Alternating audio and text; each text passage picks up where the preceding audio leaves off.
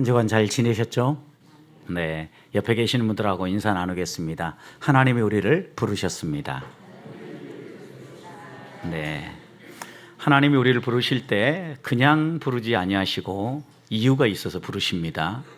하나님 우리를 성도로 부르셨고 하나님 자녀로 부르셨고 또 하나님이 우리에게 무언가 시키실 일이 있기 때문에 부르신 겁니다.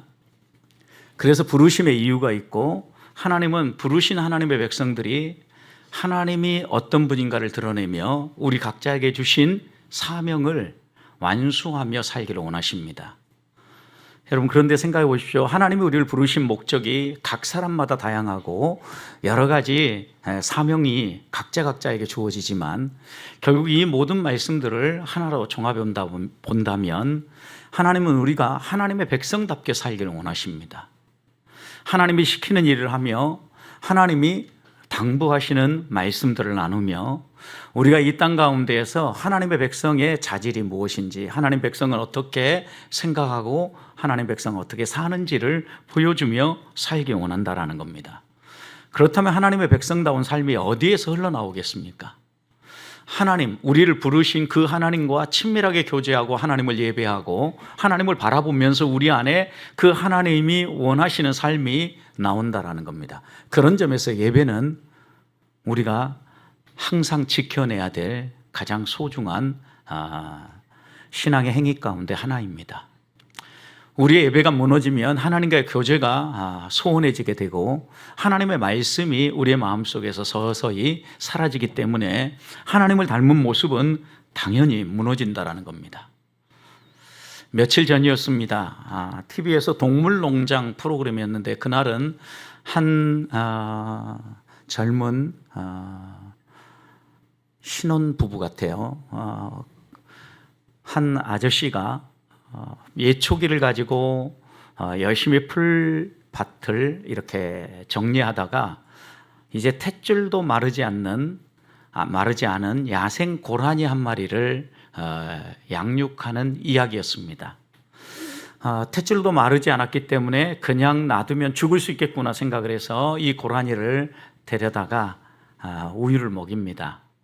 그리고 곰곰이 생각해 보니까 어미가 다시 찾아올 수 있겠다 생각을 하고 우유를 먹인 다음에 고라니를 발견한 그 자리에 그대로 갖다 놓습니다.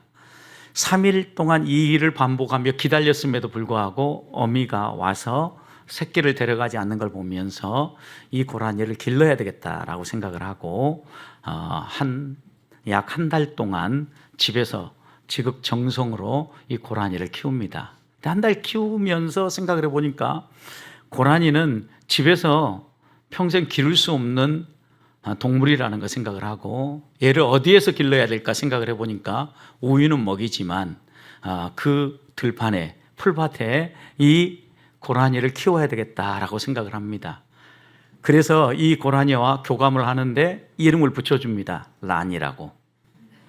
한국말로는 고란희로 이름을 붙여줍니다. 그래서 란이야라고 부르면 이 고라니가 어디에서 뛰어놀고 있다가도 찾아옵니다. 그리고 같이 교감을 하고 먹이를 주면서 2달 동안 열심히 이 고라니를 잘 키웁니다.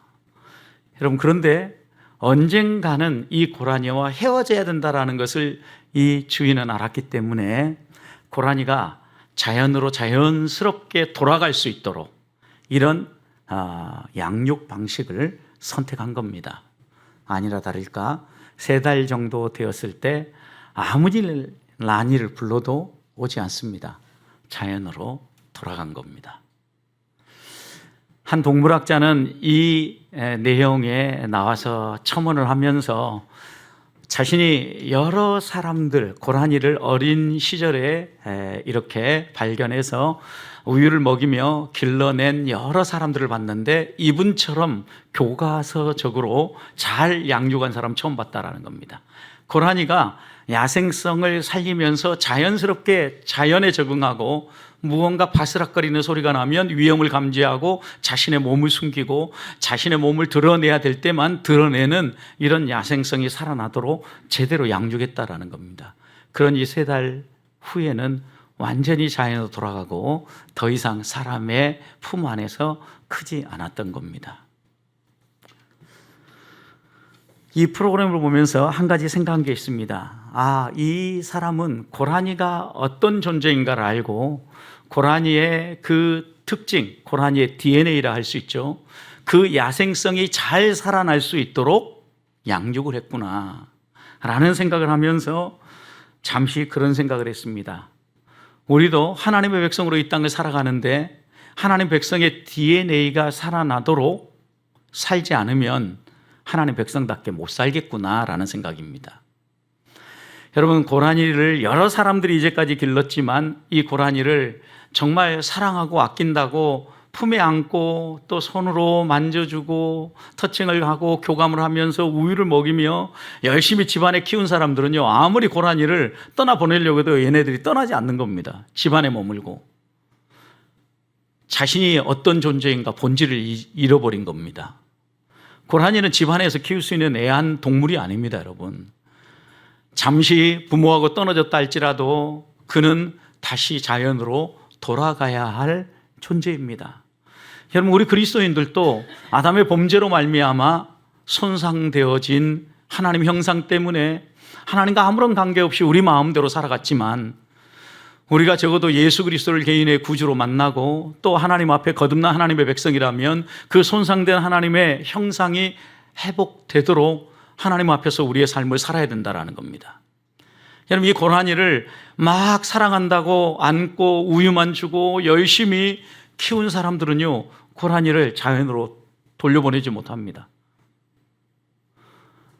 그리스도인들도 하나님의 자녀라고 하지만 하나님의 말씀, 하나님이 우리에게 심어주신 하나님의 형상이라는 이 DNA를 살려내기 위하여 하나님의 뜻대로 살지 않으면 마치 온실 속의 하초처럼 집안에서 노는 고라니처럼 살아간다라는 겁니다. 아무리 우리가 고라니라고 해도 고라니의 그 특징은 안 나타나는 거예요. 내가 아무리 하나님의 자녀라고 해도 우리의 삶 가운데 하나님 자녀됨의 특징은 드러나지 않는 겁니다. 그렇다면 우리의 손상된 이 DNA가 회복되어지고 하나님 자녀답게 살아가는 이 삶을 위해서 우리들이 살려내야 될 건 무엇입니까? 오늘 본문을 보십시오. 하나님은 이스라엘 백성을 애굽의 종살이에서 건져내셨습니다. 광야를 통과해서 시내 산으로 인도하셨습니다. 그리고 하나님이 어떤 분인가를 이야기하고 하나님의 말씀을 주니까 오늘 함께 읽었던 7절과 8절 말씀을 보면 백성들의 반응은 한 가지였습니다. 하나님 말씀대로 살겠습니다. 순종하겠습니다. 여러분, 이런 반응을 보였을 때 하나님은 이스라엘 백성을 향하여서 한 가지를 분명하게 짚습니다. 너희가 하나님 백성으로 이렇게 순종하며 살려고 하면 이것만큼은 꼭 마음에 새겨야 된다. 경계선이 있다라는 것을 기억해라. 그 경계선을 넘어서면 안 된다라는 겁니다. 하나님의 백성으로서의 하나님의 백성의 경계선, 테두리가 있다라는 것. 이 테두리를 너희가 잘 기억하면서 살라라는 겁니다. 자, 그러면 우리들이 기억해야 될 하나님이 주시는 경계선은 무엇입니까? 오늘 9절 말씀을 보면 다름이라는 경계선입니다. 다름. 여러분, 9절 보십시오. 여호와께서 모세에게 이르시되 내가 빽빽한 구름 가운데서 내게 임함은 내가 너와 말하는 것을 백성이 듣게 하며 또한 너를 영영히 믿게 하려 함이니라. 모세가 백성의 말을 여호와께 아뢰었다라고 기록합니다. 하나님의 빽빽한 구름 가운데 강림하시는 이유를 이야기합니다. 그런데 그 강림에서 하나님께서 모세와 직접 대화를 하는 것을 백성이 다 듣게 합니다. 이유가 있습니다. 어떤 이유입니까? 백성으로 하여금 모세를 하나님이 세운 일꾼으로 기억하고 하나님이 세운 지도자로 인정하고 따르게 하려는 목적입니다. 여러분, 생각해 보십시오. 그리스도인이 이 세상 가운데서 살아갈 때요, 하나님이 주시는 교훈과 말씀을 따라 살아가면요, 절대 믿지 아니하는 불신자들하고 동일하게 살 수 없습니다. 하나님의 백성은 항상 구별되게 되어 있습니다. 믿는 그리스도인도 보십시오. 그냥 주일만 한번 왔다 갔다 하는 성도와 하나님 앞에 깨어 기도하며 하나님의 말씀을 붙잡고 하나님 앞에 서서 살아가는 사람은요, 달라요. 하나님이 직접 찾아오셔서 말씀하는 모세 같은 사람이 있는 반면에 하나님이 주시는 말씀을 전달해서 듣는 사람도 있다라는 거죠. 하나님의 각 사람의 믿음의 분량을 따라서 인도하시고 은혜를 베푸시고 이끌어 가셔요. 그런데 여러분 보십시오. 분명히 신자와 불신자가 구별되어지고 신자들 속에서도 하나님의 주신 은사와 믿음의 분량에 따라 구별되는데, 하나님이 모세와 직접 대화하는 이 대화를 듣게 하는 이유가 분명하죠. 왜 하나님은 찾아오셔서 모세와 대화하고 그 대화하는 장면을 백성들이 보게 했을까요? 듣게 했을까요? 모세의 권위를 세워주기 위해서? 여러분, 그렇다면 두 번째 말씀을 굳이 이렇게 표현할 필요가 없죠. 그렇다고 하면 하나님이 말씀하시는 이유가 또 다른 이유가 있다라는 거죠. 하나님의 어떤 존재인가를 보여주시는 거예요. 하나님은 우리의 머릿속에 있고 상상 속에 그려지는 환상 속의 그런 존재가 아니라 실존하실 분인, 실존하는 분일 뿐만 아니라 우리와 대화하고 우리에게 말씀하시는 분이라는 것을 가르쳐 주시는 거예요. 하나님은 모세하고 이야기할 뿐만 아니라 오늘 우리하고도 이야기하신다라는 겁니다. 지금 하나님은 살아계셔서 우리에게 말씀하시고 음성을 들려주신다라는 겁니다. 하나님이 어떤 박제되어 있는 존재가 아니라, 그리고 과거 역사 속에 갇혀 있는 분이 아니라 지금 오늘을 우리와 함께 사시면서 우리에게 말씀하시면서 우리와 함께 하시는 분이라는 것을 보여주기 위해서 백성들에게 하나님의 존재를 드러내시는 겁니다. 모세는 이미 부름을 받을 때 이 하나님의 존재를 경험했지 않습니까? 그래서 애굽으로 가지 않았습니까? 이제는 모세 차례가 아니라 백성들의 차례가 된 겁니다. 하나님이 어떤 분인가를 백성들에게 선명하게 보여주시는 겁니다. 그래서 이것을 통해서 우리가 다시 한번 마음에 새겨야 될 것은, 하나님은 오늘 또 우리에게 찾아오셔서 우리가 어떻게 살아야 될지, 우리가 어떻게 이 세상 가운데서 하나님의 자녀로 살아야 될지 말씀하는 분이라는 것을 인정해야 된다는 것. 그래야 오늘 이 말씀도 하나님이 내게 주시는 말씀이 무엇인가를 확인할 수 있고 우리에게 주시는 그 말씀을 따라 구분해 살아갈 수 있는 겁니다. 하나님은 우리의 왕이십니다. 우리의 주인이십니다. 그래서 우리에게 무엇이 필요한 줄 아시고 우리에게 말씀하시고 그 길을 따라오라고 우리를 부르시는 분인 겁니다. 우리의 삶은 어떻게 다름을 유지하며 살아갈 수 있습니까? 세상 사람들의 가치와 세상 사람들의 삶의 방식을 따라가지 아니하고 그리스도인의 가치와 그리스도인의 삶의 방식을 살려낼 수 있겠습니까? 그것은 말씀하시는 하나님 앞에 서는 겁니다. 하나님의 말씀을 가까이 하는 겁니다. 오늘 또 내게 들려주시는 그 하나님의 말씀을 읽고 들을 뿐만 아니라 그 말씀을 내 마음에 되새김질하는 겁니다. 그래서 그 말씀이 나를 이끌게 해야 됩니다. 말씀이 이끄는 삶, 이것이 성도의 다름의 가장 중요한 출발점입니다. 하나님은 또 모세와 대화하는 것을 듣게 하는 이유가 한 가지 더 있었습니다. 백성들로 하여금 모세를 인정하고 모세를 지도자로 따르게 하려는 것입니다. 여러분, 그런데 생각해 보십시오. 모세를 따른다는 건 누구를 따른다는 겁니까? 하나님을 따라간다는 거죠. 모세가 하는 말은 누구의 말입니까? 하나님의 말씀입니다. 결국 하나님은 이 일을 통하여서 모세를 지도자로 세우는데 목적도 있지만 결국은 모세가 세워짐으로 말미암아 하나님의 말씀이 살아나고 하나님의 통치가 살아나는 거예요. 여러분, 다름은 어디에서 나오는 겁니까? 하나님을 하나님으로 인정하고 하나님의 통치를 인정하는 삶에서 성도의 다름이 나온다라는 겁니다. 우리가 하나님 앞에서 어떻게 살아야 하나님의 말씀이 우리의 삶 가운데 숨쉬며 그 말씀이 우리의 삶을 통치하며 이끌어갈 수 있겠습니까? 히브리서 저자는 히브리서 4장 12절과 13절에서 이렇게 얘기했습니다. 하나님의 말씀은 살아있고 활력이 있다 그랬습니다. 활력이 있다라는 건 생명력이 있다라는 겁니다. 말씀이 우리 안에 들어오면 살아있는 그 말씀이 우리를 수술한다라는 겁니다. 그래서 그것을 이렇게 표현했습니다. 좌우에 어떤 칼날보다도 예리한 칼날이 되어져서 이 말씀의 칼이 우리의 혼과 영과 육을 찔러 쪼개며 수술한다 그랬습니다. 그리고 하나님 앞에 결국은 마지막 날에 벌거벗은 것처럼 우리를 세운다고 그랬습니다. 여러분, 그러니까 보십시오. 하나님의 말씀을 가까이 하고 이 말씀의 칼이 우리를 수술하고 우리를 다듬어서 우리를 하나님의 백성답게 다듬으면 다름을 유지하며 하나님의 백성으로 살아갈 수 있다는 것을 분명히 말씀하시는 겁니다. 말씀을 가까이 하십시다. 기독교의 생명은 말씀에서 흘러나옵니다. 하나님의 말씀을 가까이 함으로 그 말씀이 우리를 변화시키므로 다름을 잃지 아니하고 하나님 앞에서 하나님의 백성답게 살아가십시다.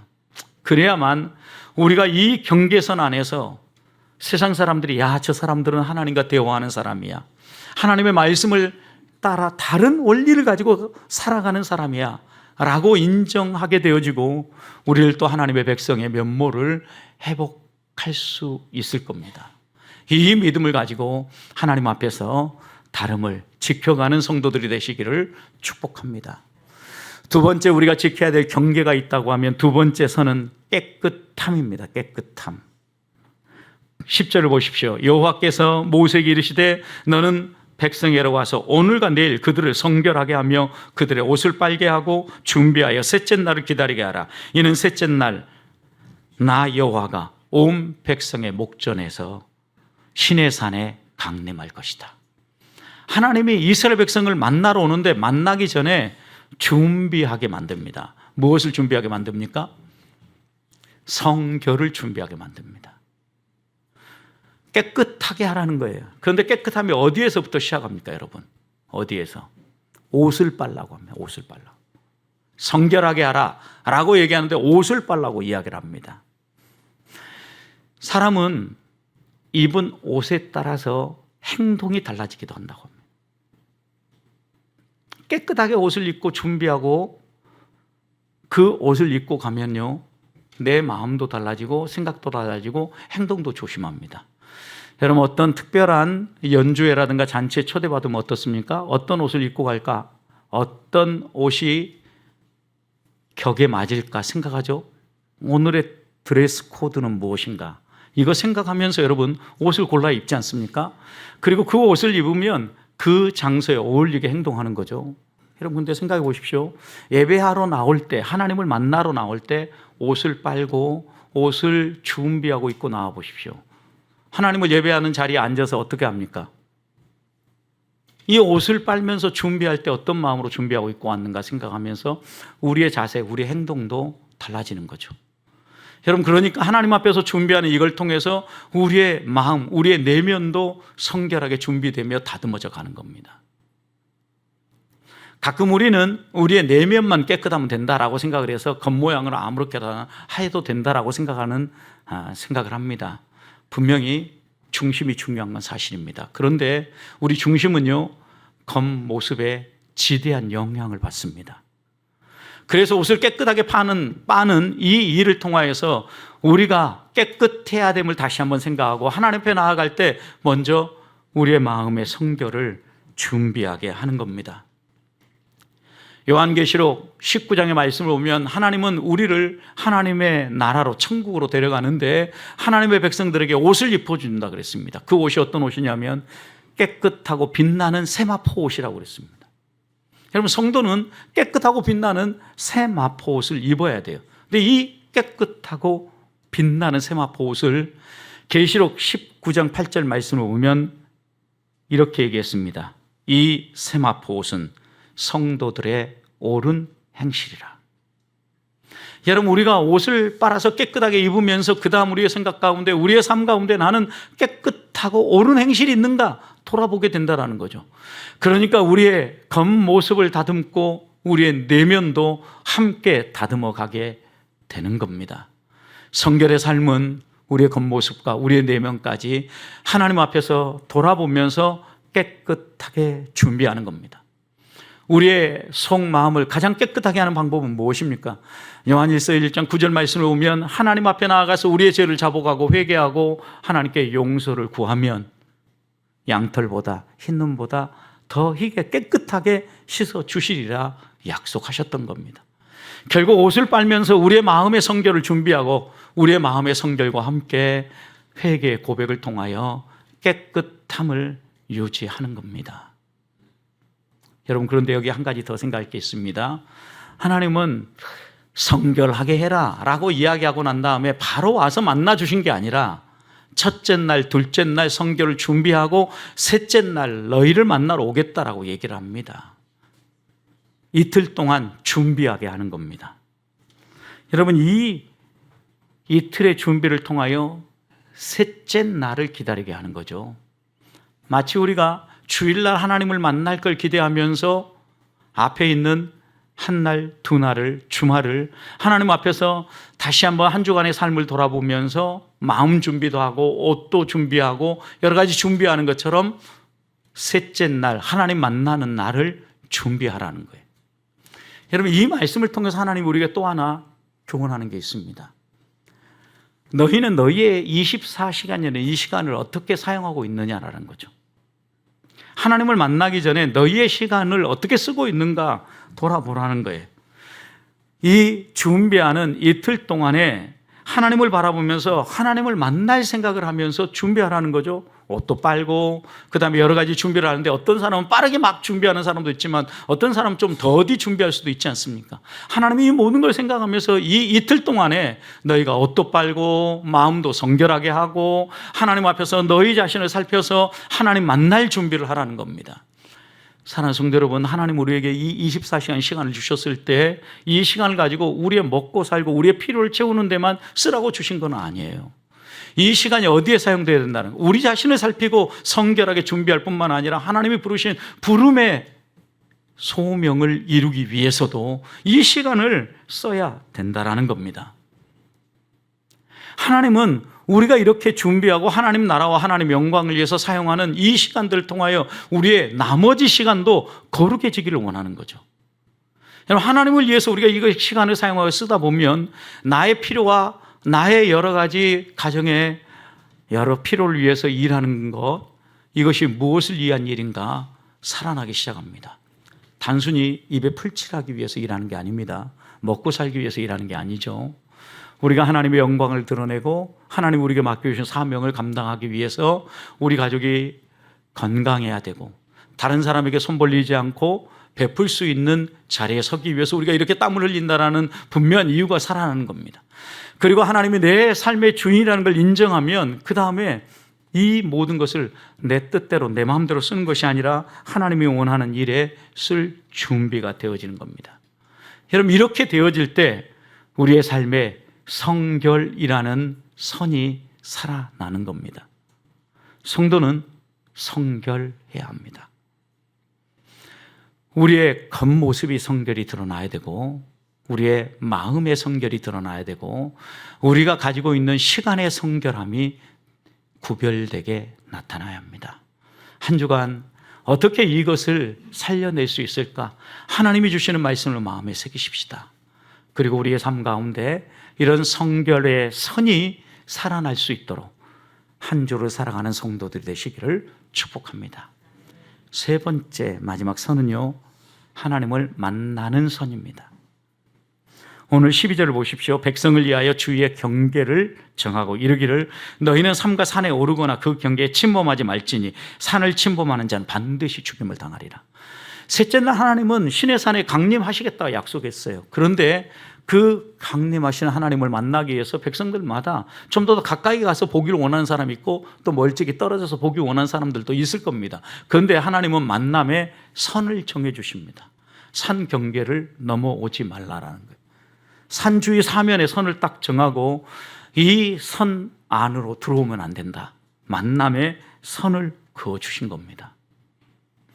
사람마다 호기심이 있는 사람들은요, 더 가까이 가고 더 정확하게 보기 위해서 더 앞으로 나아가는 이런 마음들이 있습니다.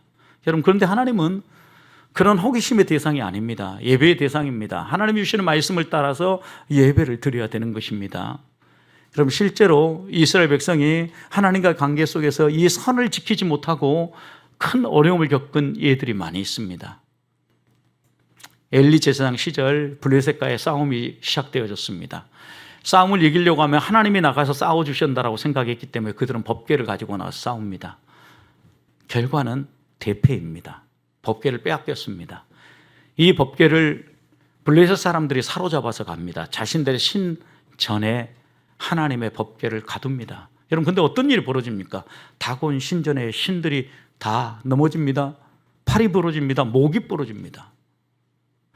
아, 이렇게 우리 신전에 가둘 수는 없겠구나라고 생각을 하고 이들이 곰곰이 고민 끝에 베스메스로 보내죠. 베스메스에 이 법궤가 안착이 되어졌습니다. 그런데 베스메스 사는 사람들이 이 법궤가 궁금한 겁니다. 그래서 사무엘상 6장 19절 보면 베스메스 사람들이 그 궁금함에요, 이 법궤를 들여다봅니다. 어떤 일이 벌어집니까? 들여다본 사람들이 다 죽습니다. 그날에 70명이 죽었다라고 성경은 기록하고 있습니다. 하나님을 만나는데, 하나님을 바라보는데 선을 넘어서는 순간 가차없이 하나님은 심판하십니다. 다윗 왕 시절 보십시오. 하나님은 다윗의 마음을 움직여서 다윗으로 하여금 하나님의 법궤를 존귀 여기고 여호와의 성전에 이 법궤를 옮겨올 마음을 줍니다.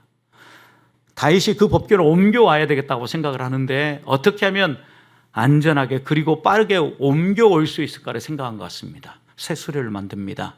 그리고 그 수레에 법궤를 싣고 이동해 옵니다. 여러분, 근데 어떤 일이 벌어집니까? 돌뿌리에 아마도 걸렸던지 아니면 움푹 패인 곳에 이 수레바퀴가 걸렸는지 모르지만 흔들거리고 법궤가 떨어질 위험에 놓인 겁니다.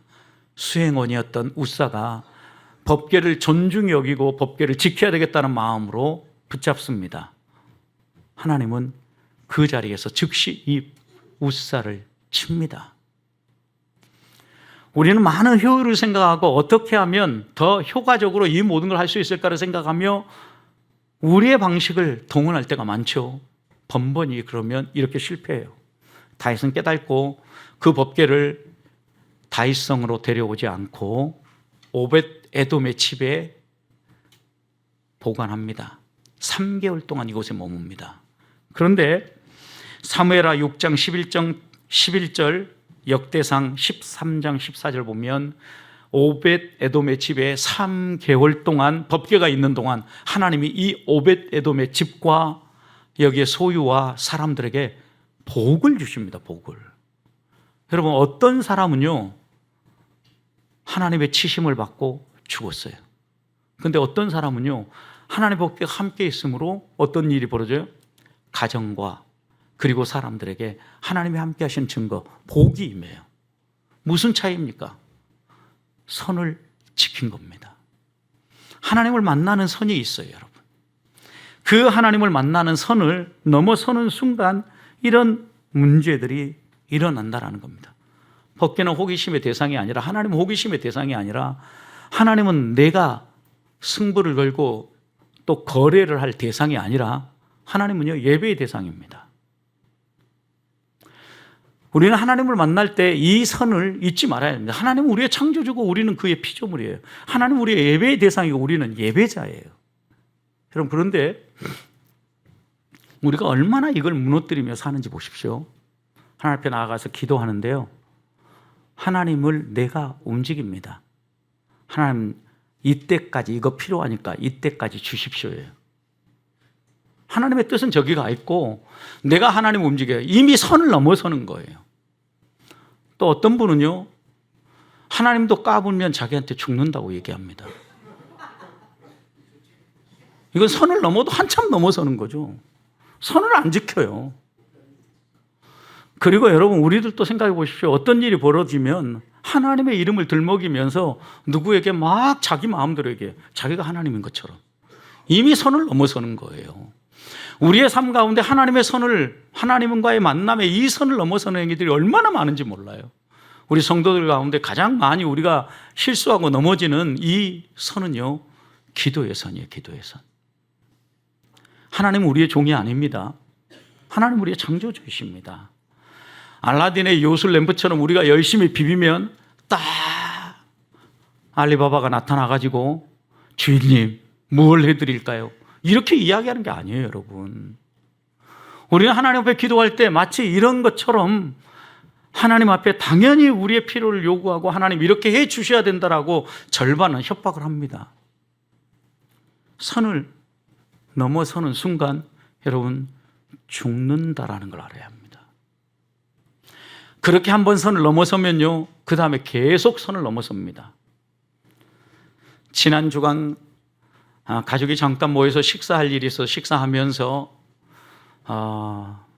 조카 아이가 아주 한 분야에 독특한 재능이 있어요. 그래서 가족들이 그것과 관련해서 몇 가지 질문을 했는데 이러면 될 것 같다라고 생각하는 생각이 있어서 계속해서 물었습니다. 이렇게 하면 되냐고. 아니라고. 절대 그렇게 하면 안 된다고. 그 핵심 가운데 하나는 주식이었는데요. 여러분, 주식 분명히 눈에 보일 때 단타를 치고 빠지면 벌겠다라고 생각하는데 단타를 치고 한번 빠지고 나면 그 다음부터 계속 그걸 본다라는 거예요. 반드시 그 사람은 망한대요. 여러분, 그러니까 우리들이 지켜야 될 선이 있다라는 거예요. 투자를 할 때도 투자의 선이 있고 하나님을 만날 때도 만남의 선이 있어요. 그 선이 무너지는 순간 죽어요, 여러분. 망해요. 그런데도 내가 하나님인 것처럼 착각하고 신앙생활해요. 죽습니다, 여러분. 제발 그렇게 신앙생활 하지 마십시오. 하나님이 우리의 주인이라면 종답게 행해야 됩니다. 하나님 앞에 부복해야 됩니다. 하나님이 말씀하실 때 하나님 앞에 무릎 꿇어야 합니다. 그리고 하나님이 모든 것 내려놓고 따라가겠습니다. 순종해야, 그래야 우리의 삶 가운데 경계의 선이 살아나고 하나님 백성의 다름이 드러나는 겁니다. 어떻게 세상 사람과 구별된 삶이 나타나겠습니까? 거룩이 어떻게 묻어납니까? 다름과 성결과 하나님을 이 만나는 선 흐트러뜨리는 순간 망한다라는 것 기억하십시다. 그리고 하나님 앞에서 내가 지켜야 될 경계선, 하나님을 예배할 때 어떤 자세로, 어떤 마음가짐으로, 어떤 옷을 입고 어떻게 예배해야 되는지 그 하나님 앞에서 종답게 예배합시다. 그리고 하나님을 바라봅시다. 그럴 때 하나님이 우리에게 주시는 말씀이 살아 숨쉴 수 있고 내 삶을 지배할 때 내 삶 가운데 하나님의 성품이 묻어나고 하나님의 역사가 나타나기 시작하는 겁니다. 나는 무익한 종입니다. 하나님이 하셨습니다. 이게 진정한 우리의 신앙의 고백이 되어지고 하나님의 영광이 살아나도록 경계선을 지키며 살아가는 주의 자녀들이 되시기를 축복합니다.